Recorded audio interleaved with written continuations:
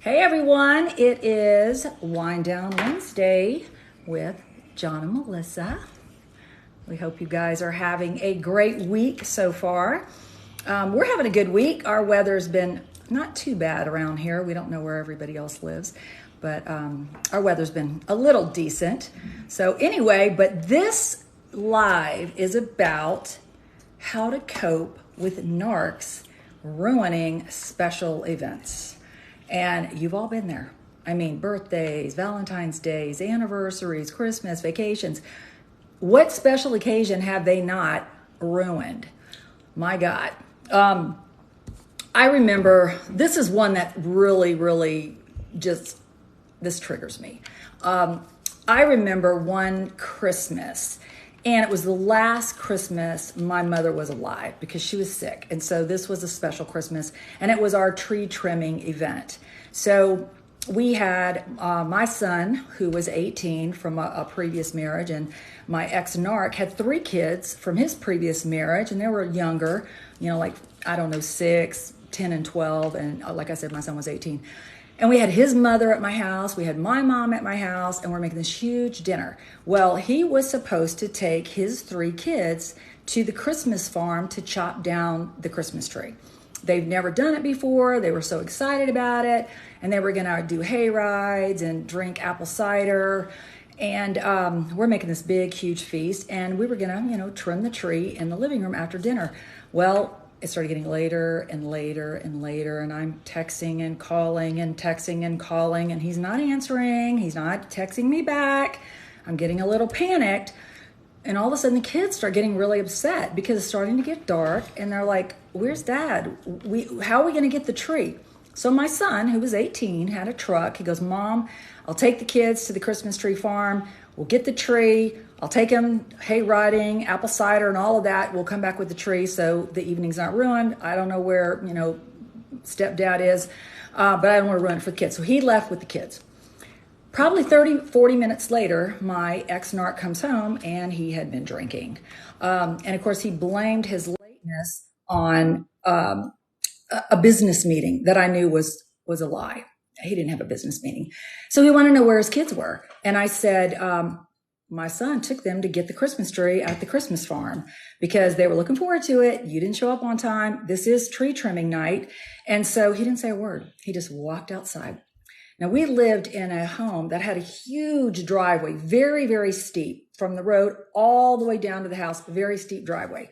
Well, probably 10 minutes later, the 3 kids run in the house, and they're like, "Dad, move your car, move your car. We can't get down the driveway with the tree." So he had moved his car at the top of the driveway and blocked it. So my son couldn't get down the hill with the Christmas tree. And it was so upsetting to me because the kids were begging him to move the car.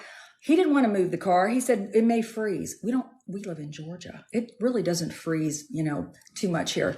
But he was just so ticked off that he did not get the glory of getting that tree cut down. And my son got the glory of taking those kids. And he was, by God, going to ruin it. And you know what I did? I let him ruin it. I know better now, but then I was so furious with him. I was just so upset. He wouldn't move the car. My son ended up dragging this massive tree down that hill into the house. By then, everyone's upset. The kids are crying. They've called their mom to come get them. My mother's up in the room crying herself to sleep. His mother... My last Christmas, by the way. My last Christmas with my mother. His mother is trying to reason with him. He can't be reasoned with because he's drinking. She leaves, and I'm sitting here with all of this food, this massive tree. My son was so ticked off. He went to his friend's house.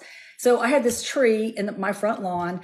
No one's at the house except for me and my ex-narc. And guess what he does? He takes a plate, loads it up with food, sits down in the living room, and has a nice meal and watches TV.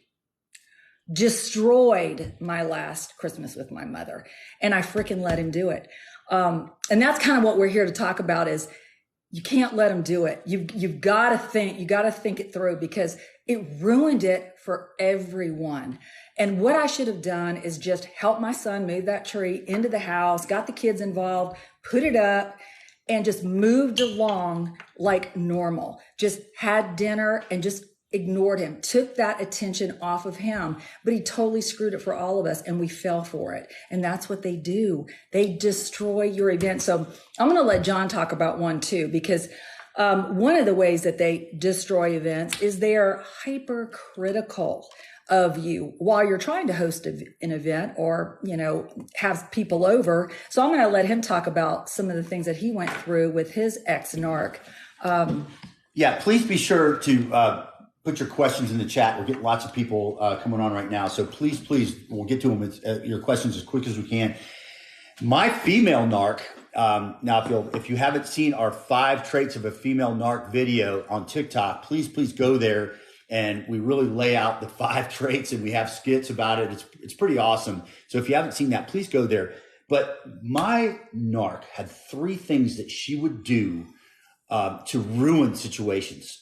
Guys, you might really understand what I'm talking about here.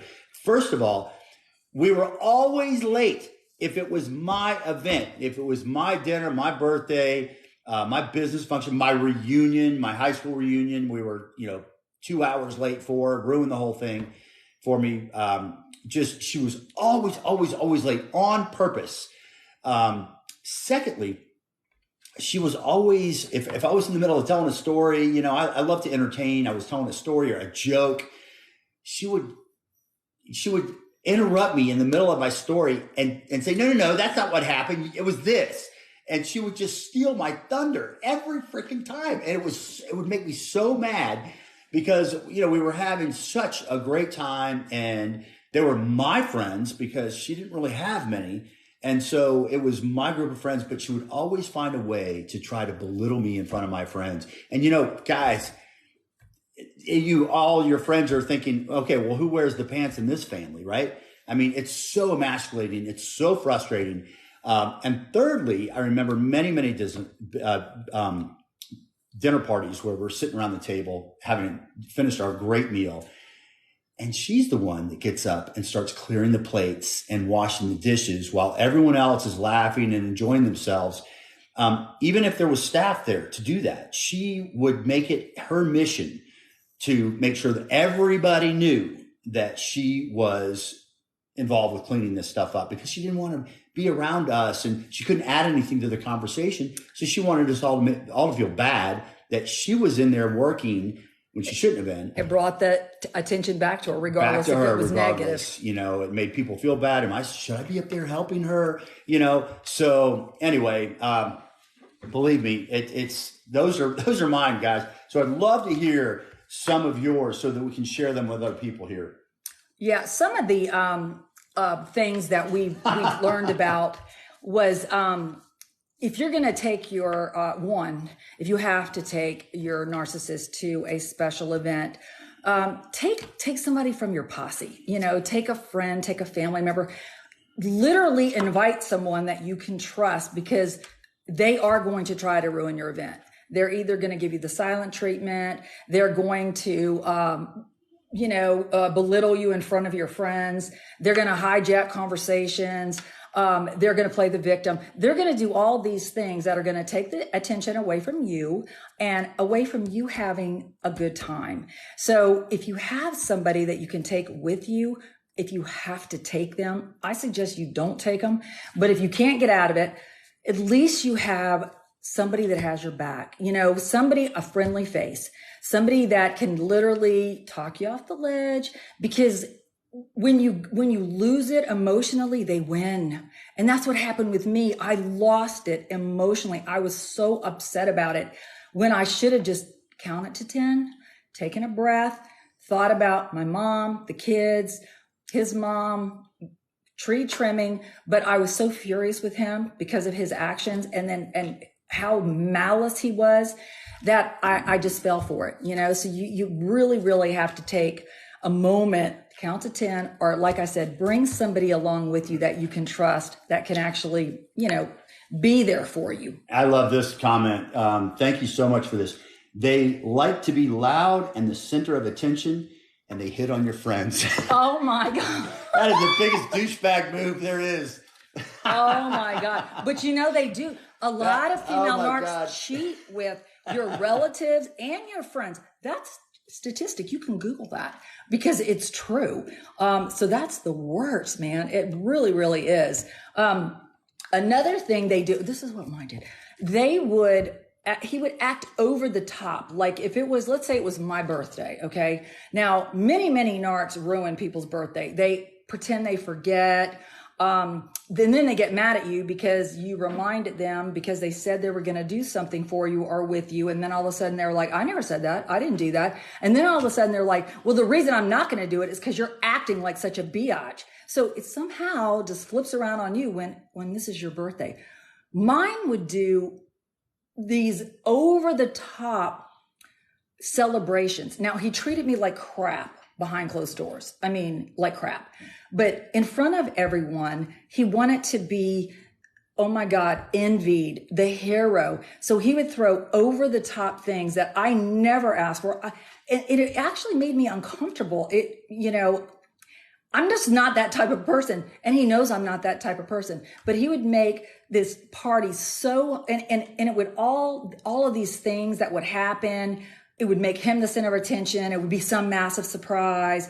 And then he's the center of attention again. And then another surprise, no matter what it was. And everybody would be getting uncomfortable, not just me, but when they all left, I would be in trouble. I would be in trouble for being ungrateful. And he could not believe that I embarrassed him and how ungrateful I was for what he was doing when he treated me like crap behind closed doors. Okay, 2 real quick. I stopped telling stories in front of my friends because my wife would always interject and say I made it up. Oh God, man, lovely. That's a loser thing to do. Okay, I love this one. I love this woman. She's here every single time we have JFS. I'm not sure what her name is, but she's awesome. And she makes such great comments. But she says her ex would call me before I would go play golf and start putting down the sport. Oh, geez. Ruin my day. What a freaking loser.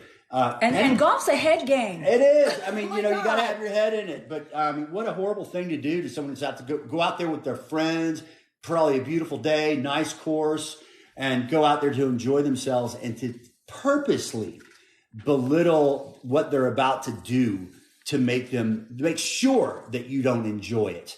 So, man, I'm sorry you had to deal with that. I really, really am. Well, and some of the other things that, and these are things that you learn, and sadly, so if you're in it, you're going through it, or some of these things that sound very familiar with you, you've got to take a step back when you see something happen. You have to almost count on them ruining a special event, an anniversary, or forgetting your anniversary, or getting you a gift that they know you absolutely don't want, never want it, the wrong size. How about that one? Like 5 sizes too small, and you're going, I never was that size. But just to embarrass you in front of everyone, and then act like, I guess I didn't realize you put on some LBs. I mean, really, the things that they do are just unbelievable. So you almost have to count on it. So if your birthday, my God, it's your one day. It's your one day a year that you're special. It's the one day you don't have to share with anybody else. It's your day. They're going to ruin it. They are going to ruin it. So what I started doing is I would just call a couple girlfriends that I had that, they were just my heart and soul, and we would just go out on my birthday. Of course, he'd be mad at me. He'd be texting me. He'd be calling me, but he didn't have any plans for us. He didn't make any plans. He didn't even acknowledge it. He didn't tell me happy birthday all day long. And so, but when I went out with them, he had a problem with it. So what I did is I turned my phone off. And yes, I was in trouble when I got home. He yelled and screamed and whatever. And it was like, I'm detaching from that, but I enjoyed my birthday with my friends. It was like my one little couple hours that I got to feel special, and people that loved me actually made me feel special, and it was real. So I just put my phone in my purse, I turned it off, and I enjoyed my birthday. So that's sometimes you're gonna have to do that. You're gonna have to detach yourself. And by God, if you can go without them, go without them. And if you have to go, and this is something else that I learned. Let's say you have to go to an event and you can't take anyone. Maybe it's a award celebration or a black tie event or something. The industry that I was in, we had a lot of those. And of course he would want to ruin that. He started a fight with me like 10 seconds before we got there. I mean, I'm in black tie affair and I've got to give out awards or whatever. I'm getting an award. He's going to ruin it for me. So I had to literally go in the bathroom and I had to just breathe. I had to count to 10. I had to breathe and I go, you know what? This is my night. If I have to ignore him all night long, and if I have to see somebody across the room that I don't even know, that I'm going to pretend like I know, I'm going to go across the room and I'm just going to go, hey, what's going on? Oh, I thought you were someone else. Anything to get away from him, from destroying the night. And these are mechanisms that you're just going to have to pick up and you're just going to have to try them out. It's better than the alternative of them totally destroying your night. I love this, babe. You're going to love this comment because this is so you and your douchebag ex-narc. Annie, thank you for this. Or getting an expensive gift from him using the same credit card you pay. I'm so sorry to laugh, Annie. I'm so sorry to laugh, but this brings back such stories. Triggers.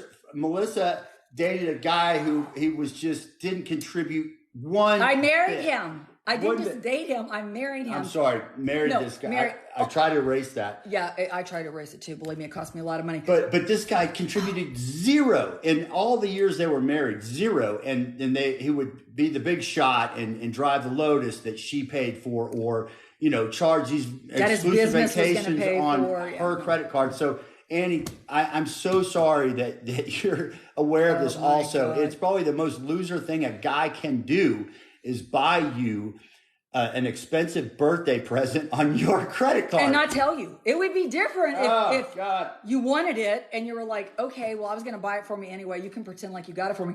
But without your knowledge, I mean, he planned this extravagant European trip for us for 3 weeks. And I got a $55,000 bill from American Express. And he said he had sold some cars because he was in the car business. He got this really, a big commission.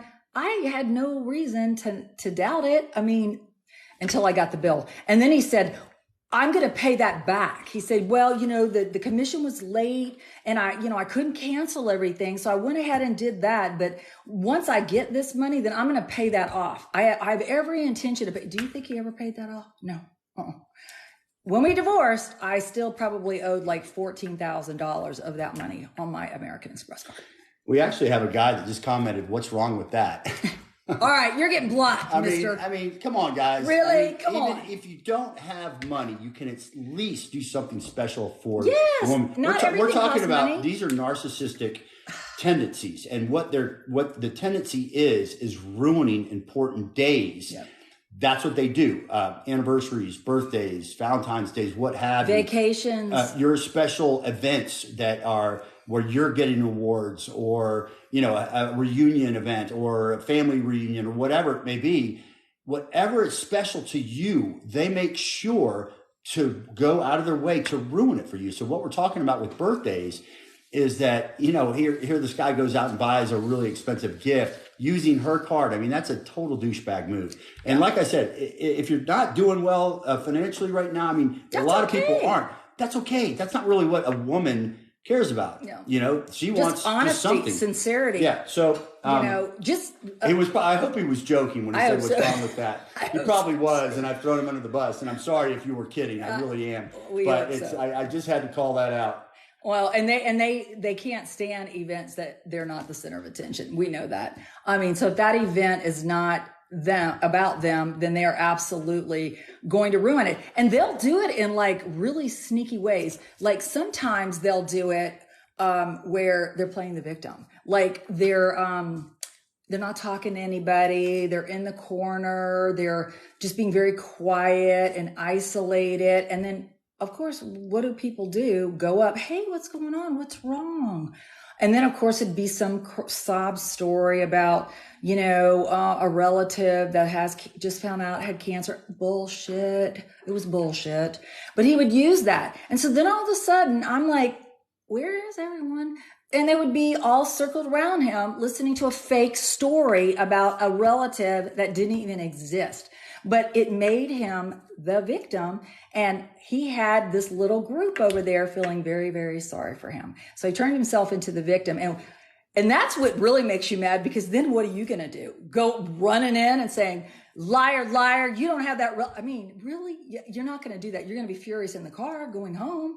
But then it doesn't matter because they'll be laughing. But it's like the outrageous things that they do, we could never do. I could never see myself doing some of those things. I wouldn't be, I'm not that good of an actor. I just couldn't get away with it. I would literally tell on myself.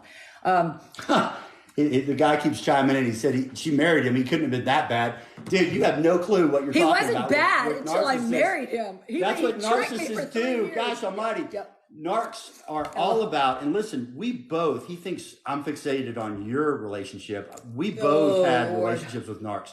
But the problem with narcissists is you don't know what you're dealing with until it's too late. If they showed their true colors in the first date, do you think you'd go on a second date? No way. They are this whole fake personality. They almost, in the beginning of a relationship with a narcissist, they really listen to you. They listen. So then you think, wow, this guy really listens, or this girl really listens. They're listening to what you like and to what you want and what you say. And then all of a sudden, they become this perfect soulmate to you, that's going to just sweep you off your feet, going to take all the hurt you ever suffered in your life away, and you fall for it because you want to fall for it. You want to believe it's true. You do. I mean, I knew this guy for a year. I dated him for a year. I was engaged to him for a year, and then I married him. And 6 months later, I literally thought it was Dr. Jekyll and Mr. Hyde, and it never got better. And I ended up in the fight of my life. And it took me almost 3 years to get out of the marriage after I got a restraining order against him and filed for divorce. So, we have a comment. They wear a mask. Absolutely. You could not be more correct. Exactly. Because think about it. If a narcissist did not wear that mask, there would be no victims. None of us would be victimized, because if they acted like who they really were, they would be alone. Nobody would have anything to do with them. And you know what? They almost always are alone. They'll have a new supply. They'll jump and jump and jump, but they don't have any long-term friends. They don't have any long-term relationships because they can't care about somebody else. So they always burn those bridges. That is a red flag. When you meet somebody and they always want to do things with your friends because they make a bunch of excuses why they can't do things with their friends or people they work with. That's a red flag. And I didn't think it was a red flag. I didn't see it as a red flag because he blamed his divorce. It was, all the couples, they're married, they lived in the neighborhood and she got the house or whatever. It made sense. But then after a while, it didn't make sense anymore. But, by then I was all in. And so then I just bought the excuses. Yeah, great comment. I love this woman. Tell me, I'd love to know your first name. Her initials are JFS. If you don't want to share, that's fine. So she says, they trick you into thinking they have money, and absolutely they do. Man, that's a good one. Or they've got this big business and all of this stuff. So successful. And this is a huge point. I want to just stop real quick and if you haven't liked tonight's live, we'd love for you to do that. Go ahead and hit like real quick for us. We greatly appreciate it. We're trying to build our algorithm here and really get this out to more and more people so we can spread the awareness. But it's so funny the way the people try to pretend that they have something. Truth Finder, if Melissa had known about Truth Finder before, she would have known this guy was in bankruptcy. And that he was married with 3 other kids right now and going through a divorce. She would have known that if she would have known about Truth Finder. And so it's just a great tool if you're in a relationship right now with somebody, you're thinking about getting into a relationship. It's such a great tool. And it's in our bio. Yeah, it's in our bio. It's in our link tree. It's right there. You can click on it and go to it. It's a great service that helps you understand the person that you're involved with or soon to be involved with, what their background is. And it's anonymous. So you can just check out their background. Hey, they got a clean background. Oh, perfect. Great. I like this person. Let's continue going. Or, man, this person's in bankruptcy. They've got kids. They're married. They're still married, and they're telling me they're not. They have criminal background. Arrest. Oh, there's all sorts of great information comes up on Truth Finder. And if Melissa had known about Truth Finder, because right when she got married, he let her know that he was in bankruptcy right then. And she worked for a large financial institution. She was a senior vice president. She couldn't do that. I mean, that's grounds for termination. So he didn't tell her these things before, but that's what narcs do. They have this mask and they pretend to be someone that they're not until it's too late before you find out. Yeah. And that truth finder, I literally found out about it during my divorce. And that's when I saw arrest records, bankruptcies, judgments. People had sued him. He lost. That says a lot. When you have a lot of judgments against you, people are suing you for breach of contract or thing. I mean, I swear, if I saw this in early on, I'm not committed then, because then I could say, you know what? Ooh, I don't even have to tell them. It's anonymous. They will never know you did it. But you could easily say, you know what? I'm maybe just not ready for a relationship right now. I think I'm going to just take a step back. You don't have to tell them why, but you just dodged a bullet.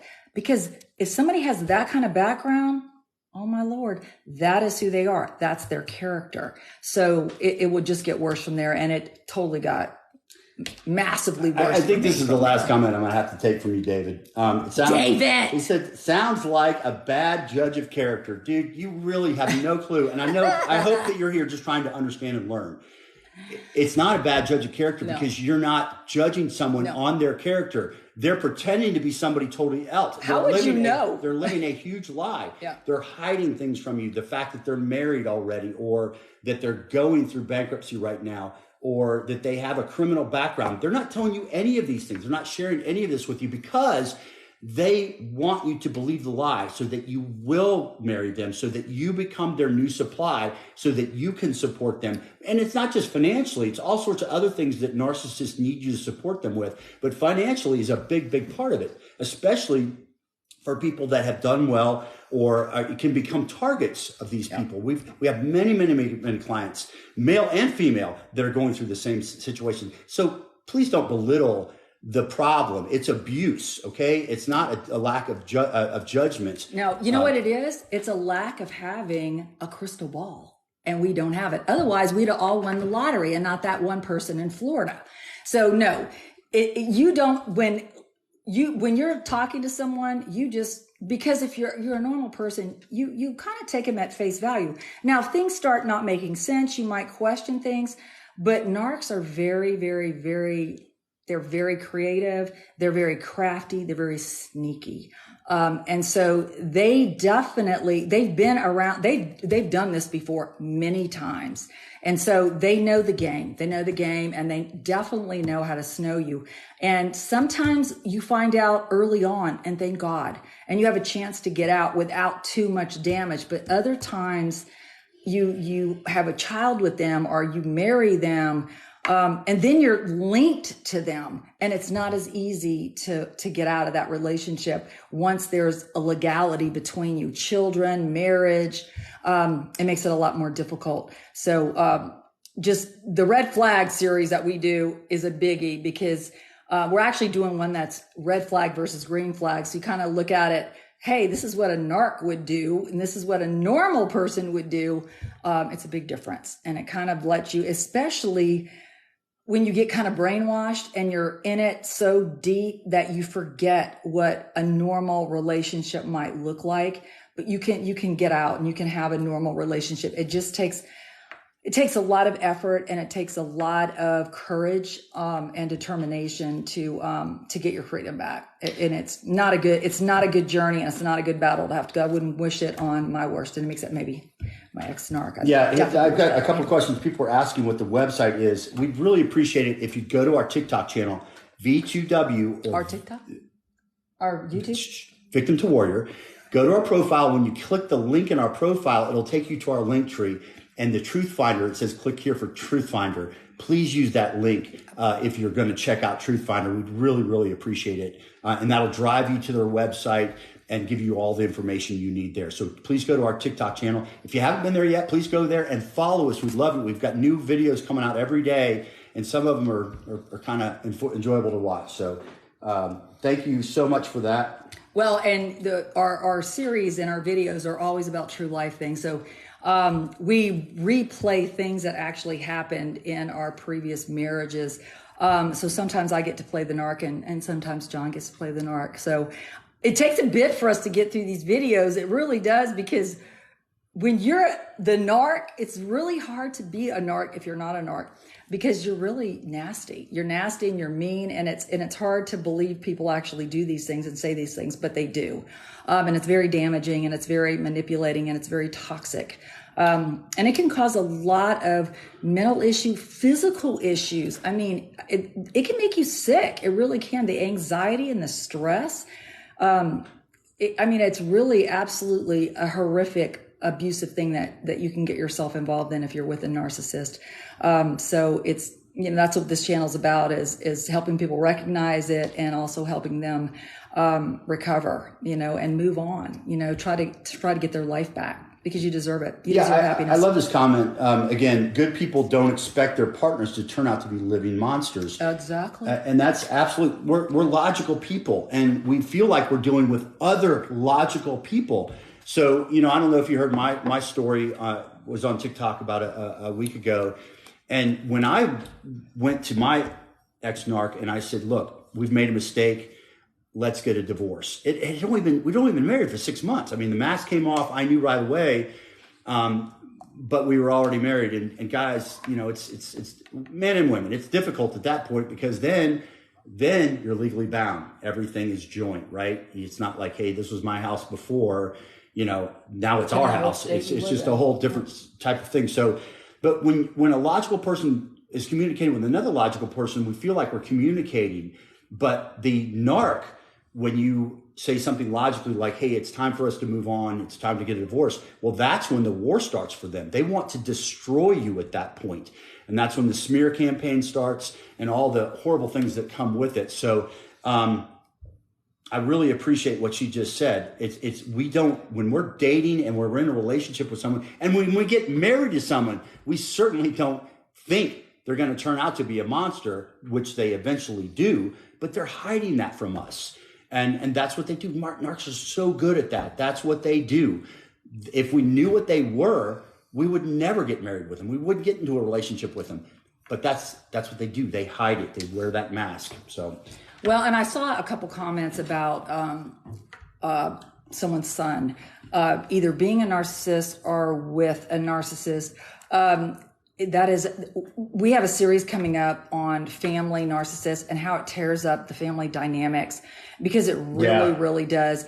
If one of your daughter or your son are married to a narcissist, then they are definitely driving a wedge in the family dynamics. And the sad part is the narcissist will learn very quickly who the dominant person is in the victim's life, who has the most influence over them. That's the person that becomes the narc's enemy.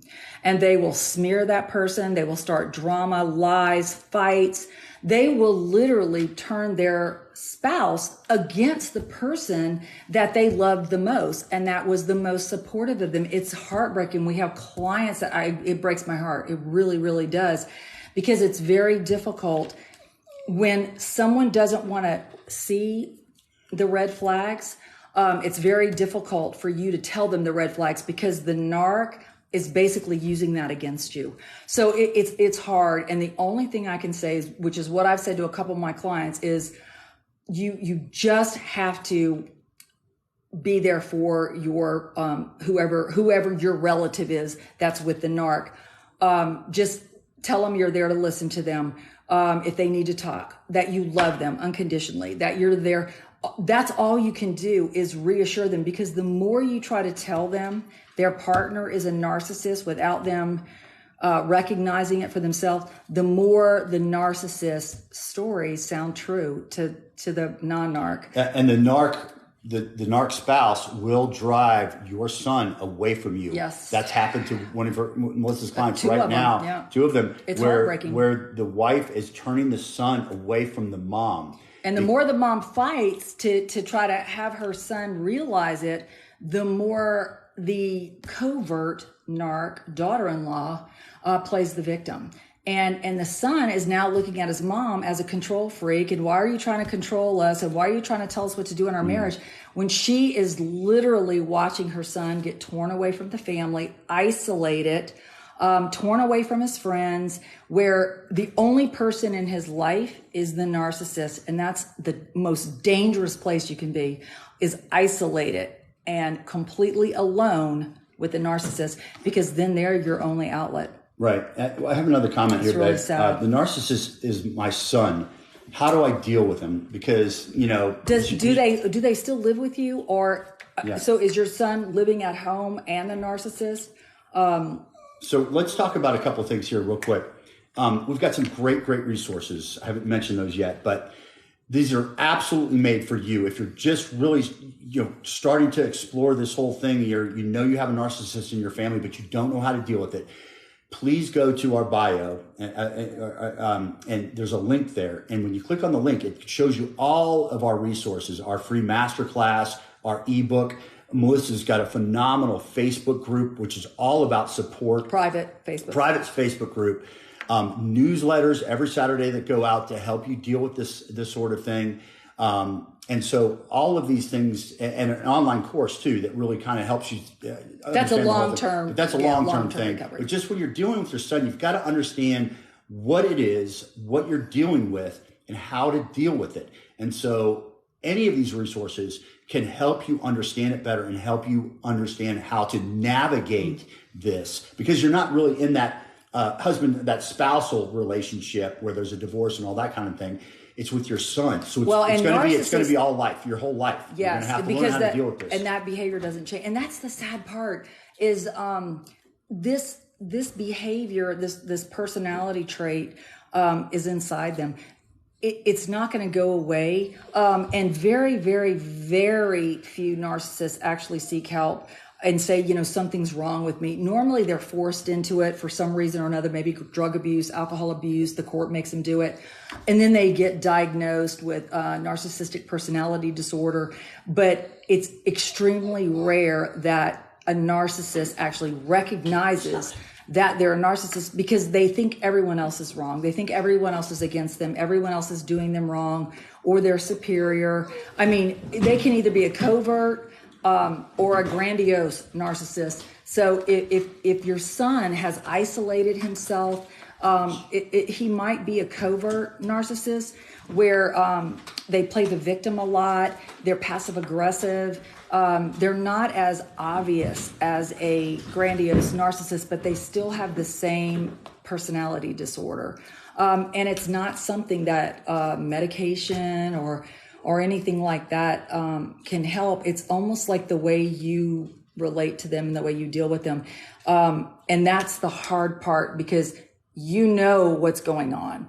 And for you to have to deal with them either with gray rock method, where you have to be almost emotionless when you're having a conversation with them, or you have to back away because it's a toxic relationship for you and it's messing up healthy relationships in your family. That is what is heartbreaking. But, and I, you know what? I have a son. He's 32 years old. It would be very difficult for me to have to make that choice. I'm glad I'm not in that, because I don't know what I would do if I had to make a choice to block him from my life. I just would hate to be in that. I would hate to be in that predicament. But I do know everything that we've studied, everything that we've read, talks about your mental health, your well-being, and the well-being of your family dynamics. And one person can absolutely destroy it. And you almost have to make that choice. You'll always be there for them, but you can't let them inside of that family dynamics, because they will absolutely tear an entire family apart. Yeah, here's this comment right here, Rose. The girlfriend doesn't allow him to speak to us. Oh. She's just evil. He has no friends anymore. That's the thing. They'll drive a wedge between the family, the friends. I mean, it's really devastating. And it's really, really hard to, you're just going to have to sit on the sidelines, unfortunately, until he, hopefully you can maybe share some videos with him. I tell my story about last week I did, and it was about my situation. And so we've got some great resources, but check those out and try to share things with him, maybe to enlighten him about what's going on, because that's really all you can do. You're going to have to sit on the sidelines and play and watch it play out. And hopefully it's going to end eventually. It will. And you'll be there to comfort him and support him. And just know that you're there for him when that happens. Well, and I'll tell you what one of my clients did. She privately gave us her son's email address. And so we just put him on our newsletters. I mean, it was, because everybody gets so many emails, but we put him on the newsletters. And this is after she was completely shut out of his life, the grandkids' life. The daughter-in-law is the devil spawn. I mean, for like 6 months, absolutely zero contact. And we tried everything. We tried every kind of approach. And finally, the approach that seemed to work was her just telling him that she loved him. She would just send him something, a text, a little card, just saying, hey, I love you. I'm here for you. If you ever need to just blow off steam, I'm here to listen. I'm not here to judge. And she did that for a whole month. And finally, she got a text message back from him. And he said, Mom, I'm sorry. I just been really stressed out. Everything's piling down on my head. He said a lot with those few words. And so I put him on my newsletter list. And he hasn't unsubscribed yet. So I know he's opening them. So I don't know, maybe that's something we could try. If you don't mind, you could DM us, give us the email address. We'll put them on our list. We have a newsletter that goes out every single Saturday night at 6 p.m. On all different kinds of things. So it may be something worth thinking about. And she just said, we've just been talking about her, Rose. Thank you for answering my questions. I'm broken. Let me just say this. We're so sorry to hear that. That's exactly why we're here. That's exactly why we do these calls, so that you can be involved and we can talk. But what's even better is doing a call with Melissa. I mean, she has clients that have been with her for months. She's a lifeline, and several of her clients are dealing with exactly the same thing that you are right now, Rose. So I would go to our bio, click the link, and just set up a consultation call with Melissa. She's so helpful, and it's a lot easier when you can kind of say, okay, this is what's going on, this is what's happening, and Melissa can kind of digest all that and really give you a great plan of action. It's just ironic that she has several clients right now that are dealing with the exact same thing, and it seems to be the sons. Yes, they're with a narc female, and they're just, they're not fighting the way they fell for the woman. Yeah, they fell for the woman, and they're putting the woman before the family. And so please do that. Set up that call. You will be so grateful. And it's really a great experience with Melissa. She's so good, and she has lots of great advice that she can share with you. I love my husband. But yeah, I would love to talk to you. And like I said, sometimes it's a trial and error. Sometimes we literally just will headbang together and just talk about things and say, okay, well, let's try this, let's try that. And sometimes it takes us a few things to get it right, and all we're looking for is a little crack, just a crack in the door. Because when that door is slammed and it's locked and you're like, I'm never getting through, I'm never getting in that, and I know he's in trouble in there and I cannot help him. That is the most helpless feeling for a parent. I swear it is. I can't even imagine. But getting that door just cracked open, sometimes you'll hit them when their life is really miserable. And I think on my other two clients, the sons are so miserable that they're actually just looking for a place to vent. They're afraid to just blurt it out, because the narcissists that they're with it's trauma bonding and stuff. But if there's just a little bit of hope, I had one guy that after 5 years, he actually took my advice, laid out the plans, and I didn't hear from him for a month. I was really scared because he was leaving. And I finally heard from him, and he said, I did it. I opened my own account. I moved my paycheck into that account. I had my parents pick me up at the bus station, and I'm now in another state. I'm enrolled in a cadet program. And he said, and I am finally going to move forward with my dreams after wasting 5 years in a terrifying relationship marriage with a narcissist. And so he's now, has an attorney, but it was scary. He said, I was terrified. I was absolutely terrified. But he did it. And my gosh, that was probably the best thing that I ever heard in a long time. And he followed, Melissa's plan and laid it out absolutely perfectly, because she was so dialed in to the miles he was putting on the car, the money he was spending, everything. He could not do anything. The Ring doorbell. Yeah. So he had to be really, really careful, but such a great story. Yeah. And here he is enrolled in a cadet program, and he's just making great tracks. So we're so excited and so grateful for him. And it's exactly what we do, why we do what we do.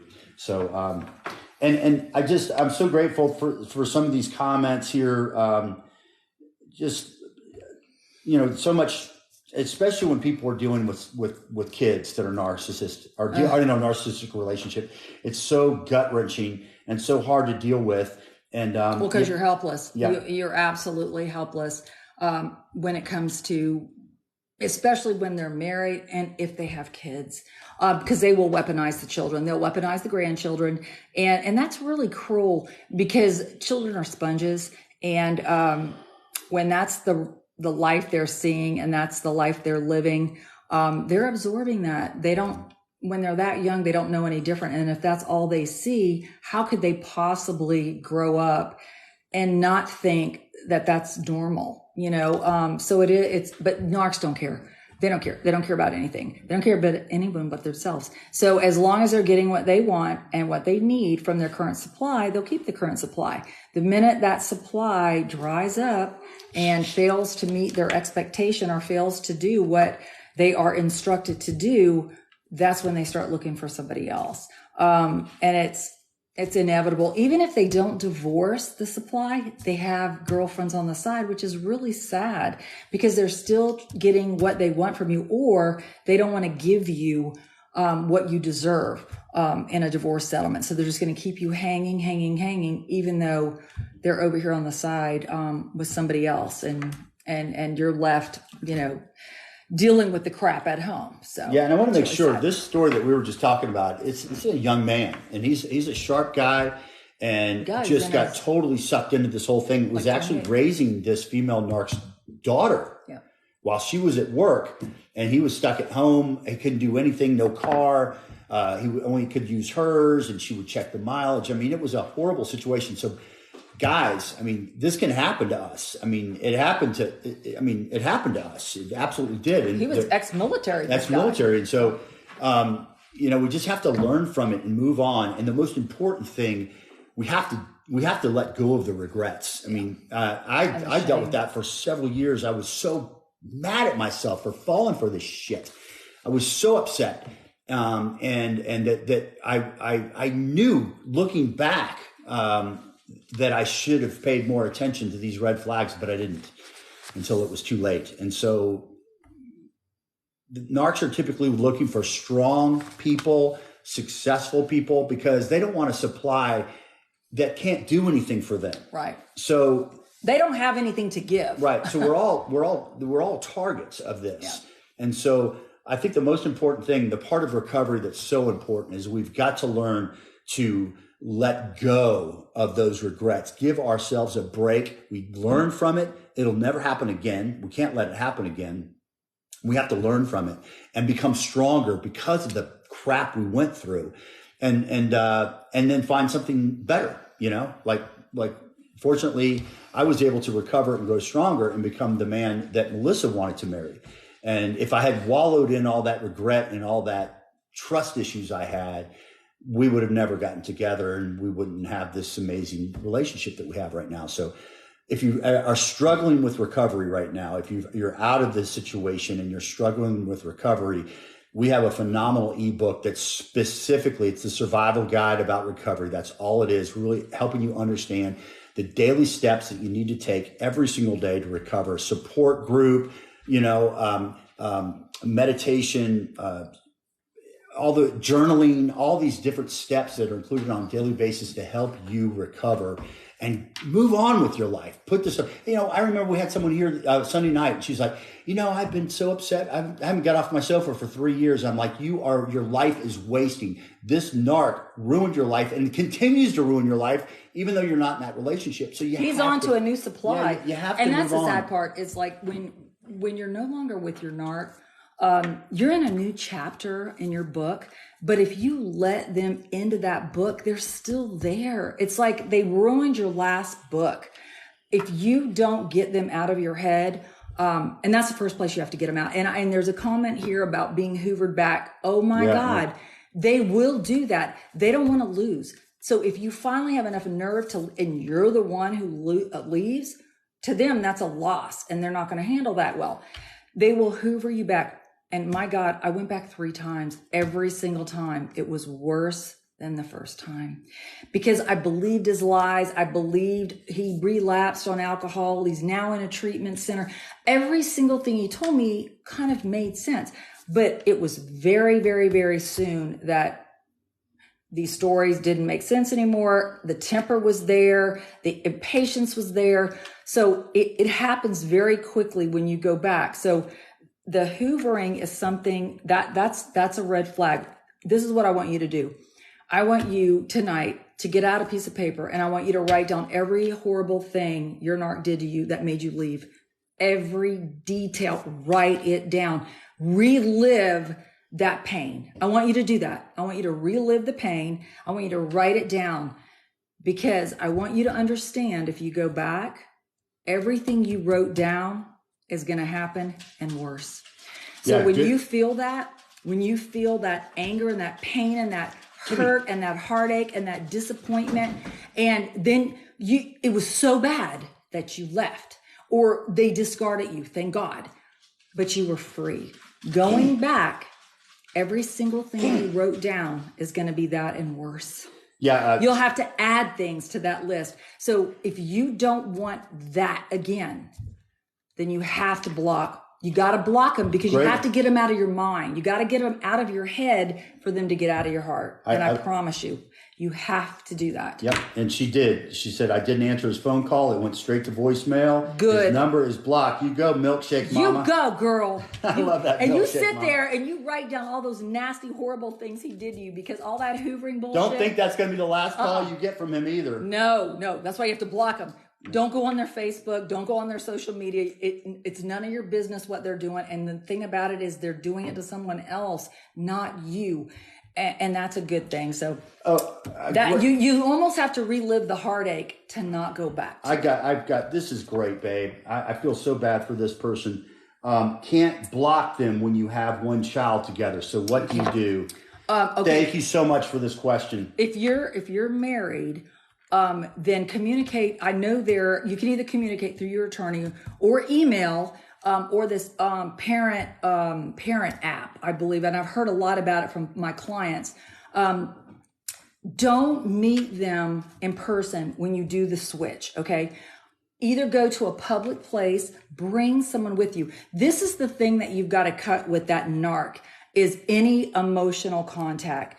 Because they'll either upset you, they'll either try to lure you back, they'll try to trick you, they'll try to convince you, to take less child support or whatever. They're always doing something to conniving.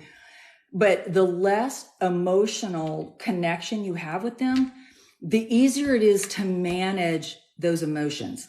So my suggestion is, when you make the exchange, don't let them come to your house, and you don't go to their house.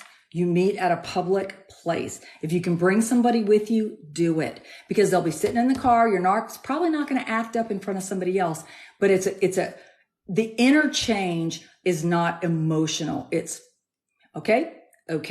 And you move on. If they come to your place or you go to their place, it's too emotional. It's too close. You don't want that. You do not want that. So if there's any type of disagreement, handle it through your attorney or handle it through this parent app. In fact, there's several of them, I believe, where you actually can communicate through this app, and it keeps a record transcript of everything. So in case you had to use it, you could, but it keeps the emotional contact. out of that relationship. And that's where people get into the biggest fights, is with their ex-narc, because they're either telling you how to raise the kid or not raise the kid, or they're not showing up when they're supposed to, they're not paying on time. But all of that is to be handled through your divorce attorney if it's a legal situation. If not, it can still be handled through the court. But the emotional ties, the emotional connection is what you've got to sever. And you've got to make it as literally like a business transaction. No more, no less, a professional business transaction, and do it in a public place. Never, ever, ever privately. Don't text message back and forth. Don't email back and forth. It's too emotional. Babe, we got to get involved with this. This is from Denise. She's trying to leave her narc on Friday, and she's saying that he won't. He's parked his truck in front of the door, told me he only takes one load in, to leave the rest for later.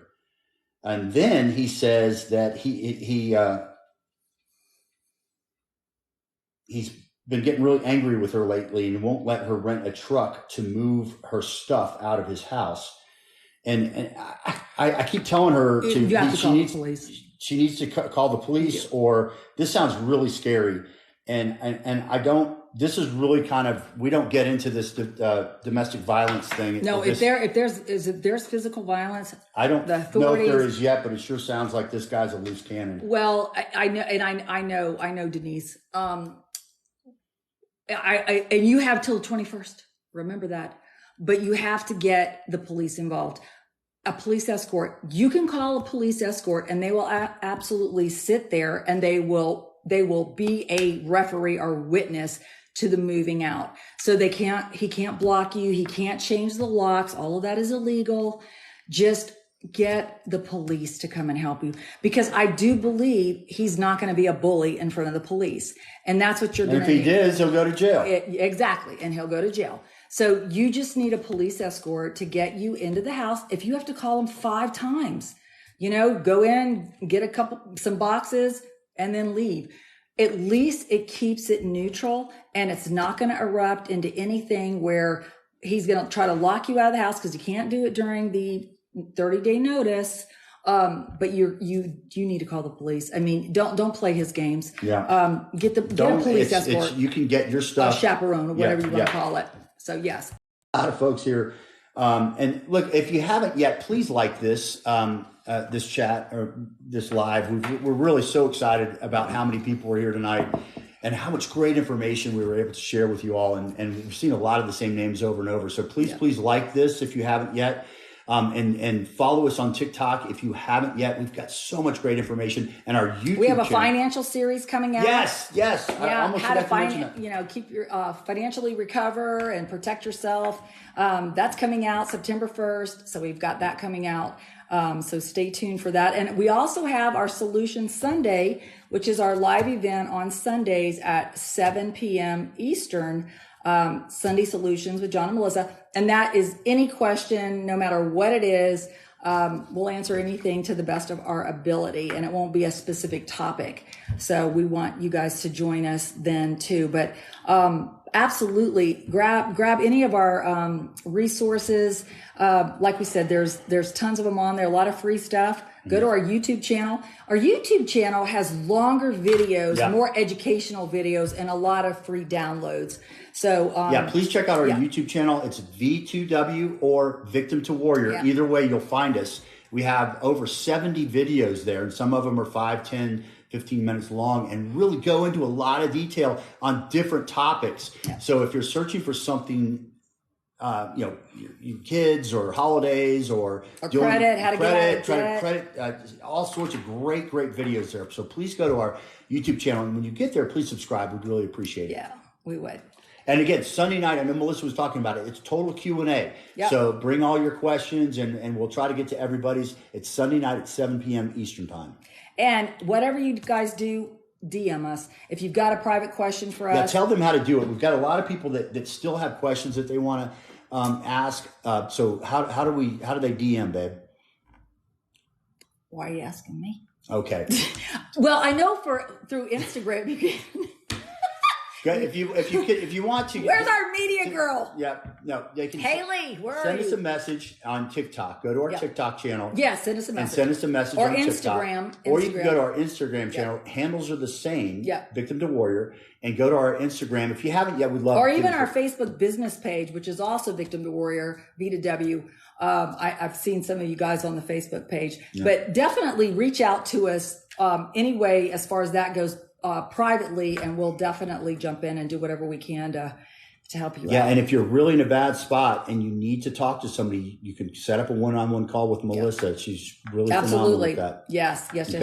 Look, we love you guys. Stay safe no matter what you do. So Denise, call the police. Do not mess with this guy anymore. He's just please, that's the most important thing. Everyone stay safe, be strong, and we'll see you soon. Thanks so much. Yeah, thank you guys, and we'll see you Sunday. All right, bye. All right, see ya. Bye.